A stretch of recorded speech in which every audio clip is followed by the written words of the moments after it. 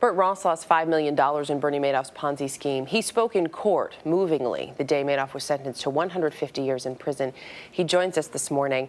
Thanks for coming in. When you open up the paper yesterday morning, you saw the headline, you read the article, you read the things that Bernie Madoff has said. What was your first reaction? Well, he's back again to talking about in that article, and that was the lead article by Diana Henriquez of the New York Times, about how years ago he had made money for people legitimately. And I still don't think he gets it. I think he is so insecure that he's trying to say, and he said this at the trial also, that he really was a bright guy and could make money for people legitimately. But that's not Bernie Madoff's epitaph. The fact of the matter is he couldn't make money for people without cheating. And that's what he is. He's a cheat. So in reading that article, to you, it says this guy still doesn't get it. No, and he never will. And there was no expectation, I think, on any of our parts that he is ever going to get it.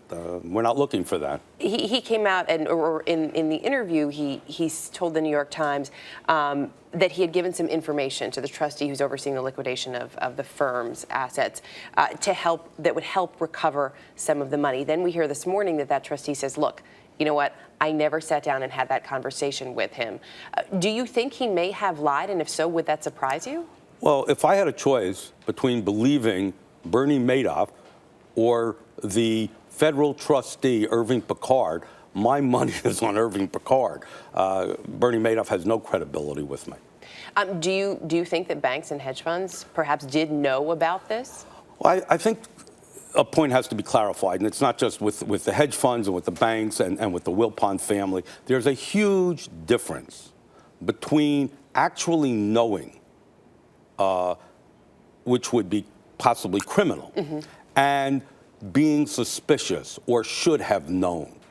And I think that in most of these instances, we're in the latter category, which is possibly should have known, and then maybe there was a violation of a fiduciary responsibility with a bank, and those people may end up having to cough up a lot of money. But that's quite different from the concept of actually knowing. So you don't think it's the kind of thing that some of these institutions knew about and then actively turned away from?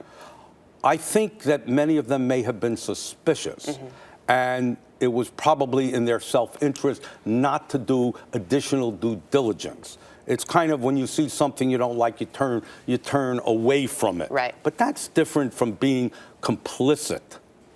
Does this make you angry at all?